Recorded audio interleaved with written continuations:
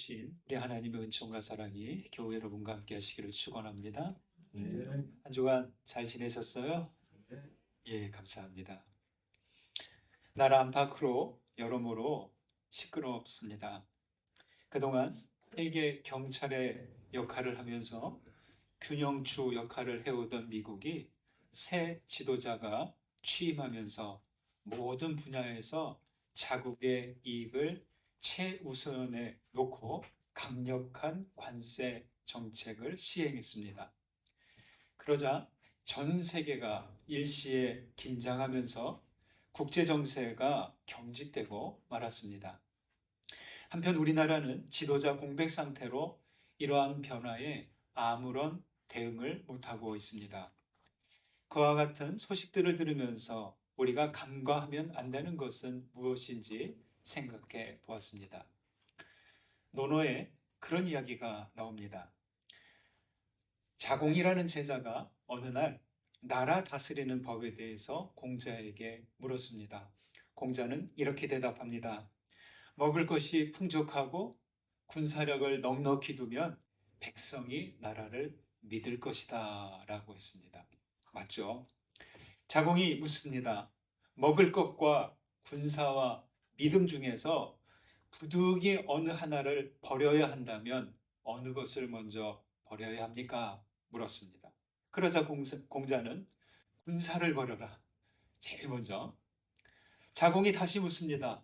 그러면 부득이 하나를 더 버려야 한다면 두 가지 중에서 어느 것을 버립니까? 여러분이라면 무엇을 버리시겠습니까?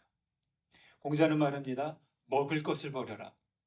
예로부터 죽음이란 인간이 면치 못하는 법. 그러나 백성의 믿음이 없으면 나라는 지탱하지 못할 것이다. 맞는 말이죠. 네. 여러분, 식량도 중요하고 군사력도 중요합니다. 그러나 믿음이 없다면 어떻게 될까요? 먹을 것이 아무리 풍족하더라도 믿음이 없다면 저마다 제목만 차지하려고 다툴 것이고, 군사력이 아무리 강하다 해도 믿음이 없다면 서로 싸울 날이 그치지 않을 것입니다. 지도자라는 이들이 경제를 가장 우선시하고 군사력 경쟁을 한다면 결코 신뢰는 이루어질 수 없는 것이죠. 신뢰가 없으면 모든 것이 아무것도 아니고 혼란 속에 들어갈 수밖에 없습니다. 누구보다 하나님과 예수를 전하는 자들이 일치와 화합이 아닌, 믿음이 아닌 식량과 군사, 경제와 힘을 우선한다면 그건 거짓 가르침이에요. 여러분 분명합니다. 복음을 말하고 예수 신앙을 얘기하는 사람들이 힘과 경제 중요하지만 이것을 우선한다면 그거는 방향이 잘못되었습니다. 이 시대의 문제는 식량 부족과 군사력 부족이 아니라 서로 신뢰하지 못하는 문제입니다. 참된 지도자는 신뢰를 잃지 않고 일치를 이루도록 노력해야 하고, 성숙한 시민은 우리 사회를 분열시키는 어떤 음모와 계략에도 쉽게 동요하지 않아야 합니다. 모세는 신명기 고별 설교에서 말했습니다. 내가 생명과 사망과 복과 저주를 내 앞에 두었은즉 너와 네 자손이 살기 위하여 생명을 택하라. 네 하나님 여호와를 사랑하고 그의 말씀을 청종하며 또 그를 의지하라. 생명을 택하라.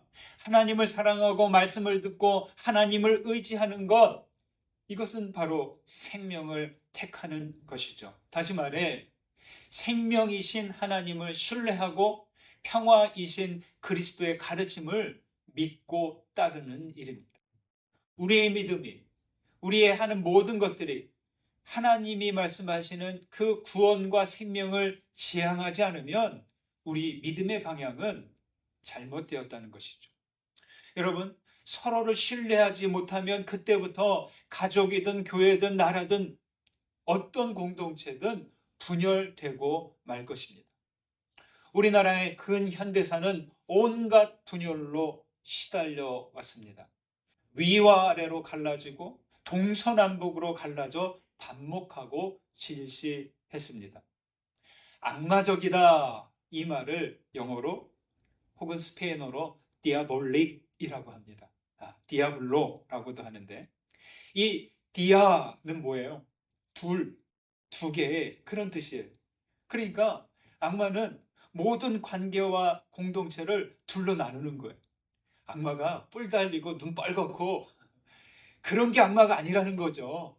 분열시키면 거기에는 악마의 작동이 있다는 거예요. 악마는 그래서 분열을 먹고 삽니다. 사람들의 미움과 증오를 먹고 산다는 것이죠. 우리는 어쩌다가 혼란과 분열의 시대를 살고 있지만 여러분은 더욱 하나님을 사랑하고 의지하십시오. 생명을 택하고 서로 신뢰하며 일치와 화합을 이루어가는 그리스도의 사람들 되시기를 주님의 이름으로 축원드립니다. 변화산에서 영광스러운 모습으로 변모하신 예수님은 그 산에서 내려오셨습니다.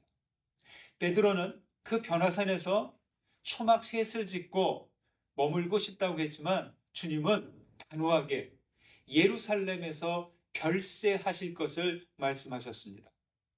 우리말로 번역한 별세, 원문에는 엑소도스라고 나와 있는데 우리 출애굽기 그 제목과 같은 말이죠.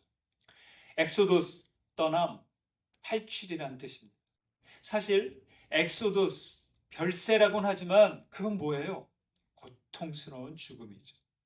그런 의문이 듭니다.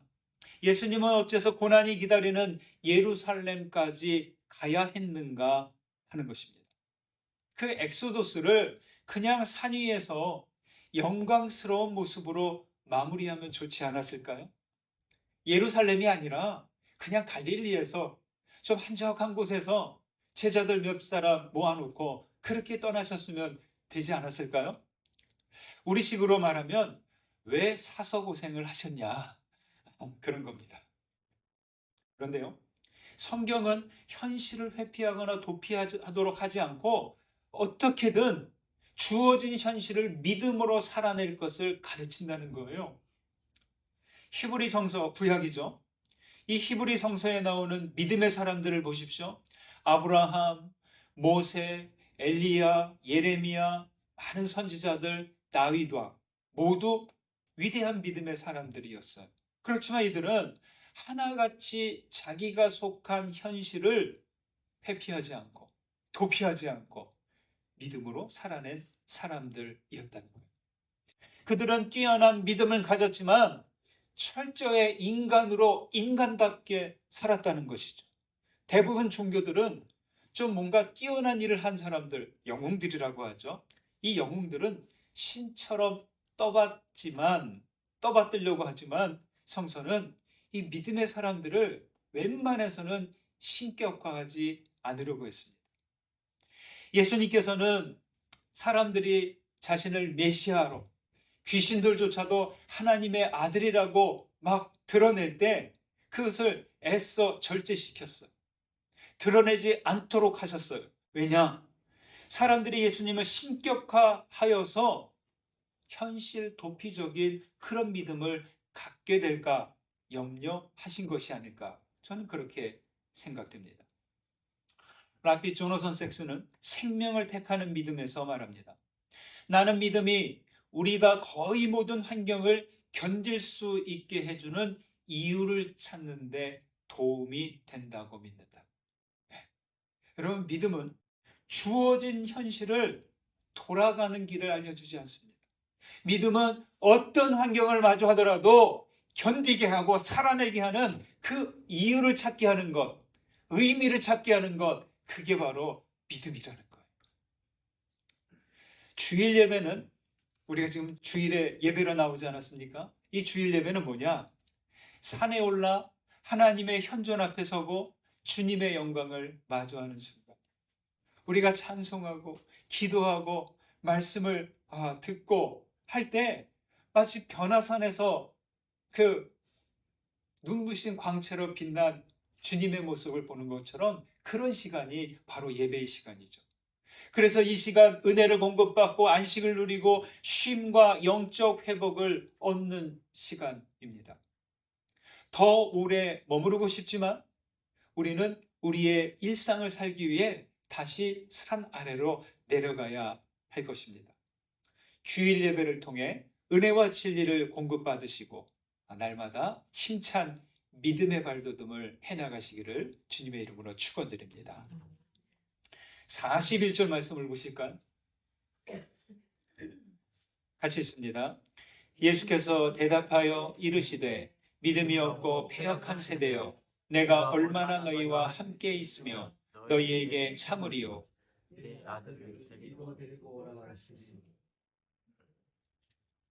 예수님이 산에서 내려오시자 귀신 들린 소년의 아버지가 와서 간곡한 도움을 요청합니다.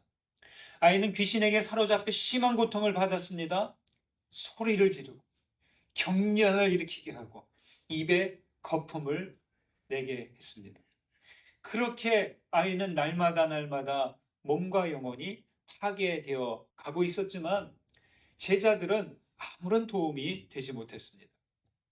예수님은 아이를 데리고 오라고 해서 귀신을 꾸짖고 쫓아내셨습니다.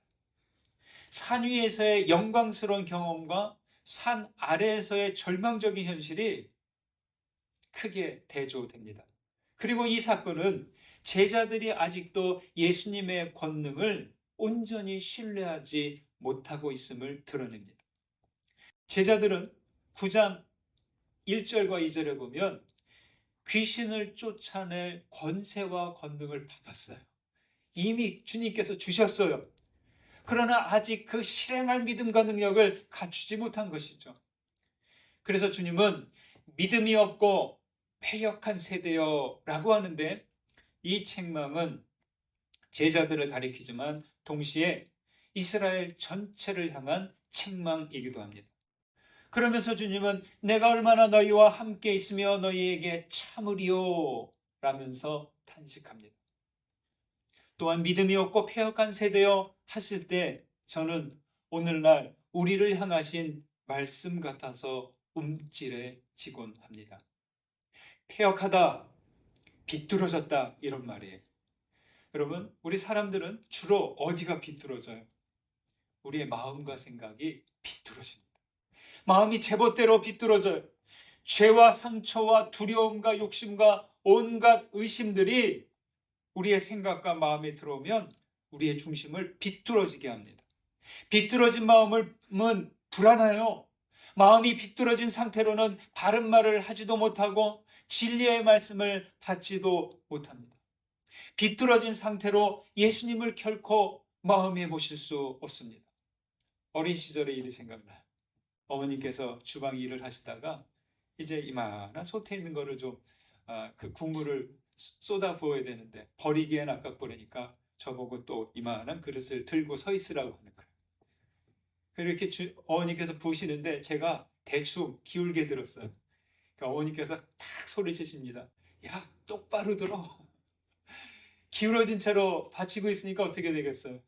옆으로 또 흐르고 또 새고 그렇죠.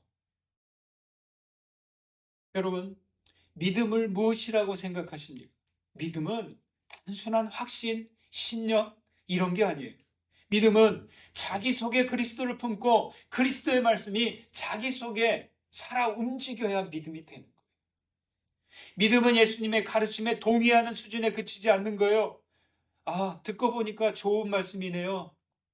좀 위로가 되네요. 은혜가 되네요. 이 정도로 끝나는 게 아니라 주님을 신뢰하고 충성하고 가치관의 변화로 나아가는 거예요. 믿음은 예수님과 같이 죽고 예수님과 같이 사는 겁니다. 여러분, 우리 안에 믿음과 사랑과 소망이 있습니다. 있나요? 왜 이렇게 자신이 없으세요? 내 안에 믿음과 사랑과 소망이 있습니까? 맞나요? 그런데 믿음, 사랑, 소망이 내 안에 있는지 어떻게 알아요? 있다고는 생각하는데 이 믿음과 사랑과 소망이 언제 있구나. 나도 믿음이 있네? 나도 소망을 가지고 있네? 나도 사랑이 있네? 언제 알아요? 믿음, 소망, 사랑이 움직여야 보입니다. 예. 바울은 데살로니가 전서에서 말합니다. 너희 믿음의 역사와 사랑의 수고와 우리 주 예수 그리스도에 대한 소망의 인내를 끊임없이 기억한다라고 말이죠. 믿음이 역사할 때, 사랑으로 수고할 때, 소망으로 인내해 갈 때 믿음, 사랑, 소망이 보이는 거예요. 움직이지 않으면 안 보이는 거죠. 정작 자기 자신도 모릅니다. 믿음이 있다면 믿음으로 움직여야 하고 믿음으로 선택하고 결정하는 것이죠. 예수께서 믿음이 없다고 하신 것은 문제가 다가왔을 때 믿음의 움직임이 안 보였기 때문일 거예요. 예전에 차를 운전해서 서울에 갔다가 늦은 밤에 내려올 때면 졸음이 쏟아지잖아요. 한 9시만 넣어두면 밤 운전하는데 이 졸음이 쏟아지는 거예요. 그러면 그냥 계속 운전 못 하잖아요. 요즘에는 이제 중간에 졸음휴게소 많이 생겼지만 예전엔 별로 없었잖아요. 중간에 꼭 들리는 데가 있어요. 여주 휴게소. 거기에 들르면 그 야구 배팅을 하는 데가 있어요. 휴게소 저쪽 끝에. 그러면 제가 이제 화장실 갔다 와서 또 음료수 한 잔 다 이렇게 마시고 커피 한 잔 마시고 그리고 거기로 가요. 그래서 이제 동전을 독에 500원짜리 탁 넣고 나면 기계가 딱 움직여요. 작동하면서 공이 날아오는데 얼마나 빠른지 모릅니다. 자리가 달라요. 이쪽은 왼쪽은 좀 늦게 날아오는데 저 오른쪽은 아주 강속구로 오는데 이렇게 두 가지가 있어요. 그러면 그 빠르게 날아오는 공을 배트로 휘둘러서 쳐내는 거예요. 잘 맞추기도 하고 헛스윙을 할 때도 많습니다. 빠르게 날아오는 공을 맞추기가 쉽지 않지만 그러다가 배트 중앙에 정확히 맞고 땅 소리를 내면서 앞으로 쫙 날아가면 기분이 얼마나 좋은지 몰라요. 예. 야구 배팅 스윙 좀 해보셨나요? 우리 자매니들은 별로 안 해보셨을 텐데. 예. 배트에 공을 맞추는 요령이 있습니다. 뭘까요? 공을 끝까지 보고 집중하는 겁니다. 예. 이 정도야 하고요. 대충이 들으면 절대 안 맞습니다. 그런 말 하시죠? 정신일도? 그 다음 모르세요? 정신일도? 하사불성. 이거 잘하는 고사성어인데. 정신일도 하사불성. 정신을 한 곳에 모으면 이루지 못하는 일이 없다는 뜻이죠. 자, 제가 이 말씀을 왜 드려요? 신앙인들은 믿음으로 한 곳에 집중하시는 연습을 하셔야 됩니다. 그래야 매일매일 빠르게 정신없이 날아오는 문제들을 믿음이라는 배트로 쳐낼 수 있는 거예요. 믿음으로 집중하지 않으면 그 날아오는 것들 맞출 수도 없고 잘못하면 그 문제들에 맞고 우리는 쓰러져 버릴 수 있는 거죠. 그러기 위해서 매일매일 다가오는 문제들을 기도 가운데, 말씀 가운데 끝까지 보고 집중하셔야 돼요. 무서워서 두려워서 눈을 감거나 고개를 돌리지 말고 집중해서 배트를 휘둘러야 하는 것이죠. 여러분, 그래서 마음이 비뚤어지면 자세가 흐트러지고 매번 헛스윙만 하는 것이죠. 여러분에게 믿음이 있으십니까? 다가오는 문제들을 끝까지 바라보고 믿음으로 쳐내시기를 소망합니다. 그 다음 44절과 48절을 보시겠습니다. 44절 있습니다. 이 말을 너희 귀에 담아두라. 인자가 장차 사람들의 손에 넘겨지리라 하시되. 48절. 그들에게 이르시되 누구든지 내 이름으로 일어나오리 나이를 영접하면 곧 나를 영접하며 또 누구든지 나를 영접하면 곧 나를 보내시는 영접합니다. 너희 모든 사람 중에 가장 작은 그가 큰 자니라.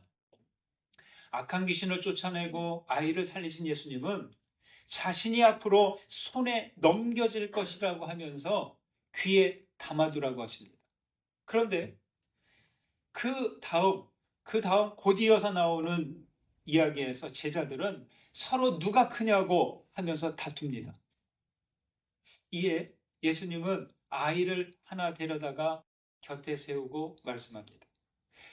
왜 이런 다툼을 하는지 알 수 없으나 추측할 수 있는 것은, 산에 올라갔을 때 야고보, 베드로, 요한 세 사람이 같이 갔잖아요.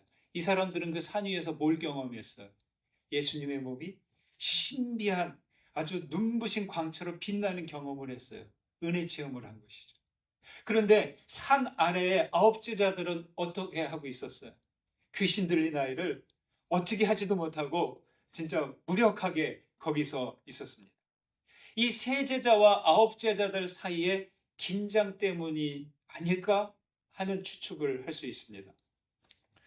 여러분, 우리 사람들이 그래요. 예. 어디든지 사람이 모인 곳에는 자꾸만 서열 다툼을 하려고 나이를 따지고, 예. 학교를 따지고, 출신을 따지고, 뭐 고향을 하면서 선배, 후배, 연장자, 뭐 젊은 사람 이런 거 하면서 괜히 그런 순위를 정하는 게 있어요.